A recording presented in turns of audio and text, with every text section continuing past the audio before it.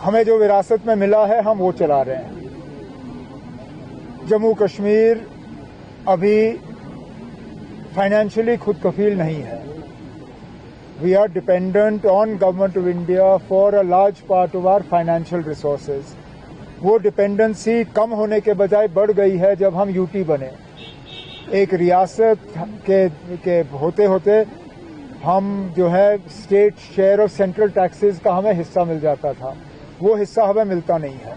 अब यूटी की हैसियत से हमें अपने बजट का काफ़ी सारा जो दबाव है वो सीधा गवर्नमेंट ऑफ इंडिया पे ट्रांसफ़र करना पड़ता है। लेकिन उसके बावजूद हमारे तरफ से मुकम्मल कोशिश रही पिछले 15-16 महीनों में कि किसी तरह की लापरवाही फाइनेंशियल मामलों में ना हो।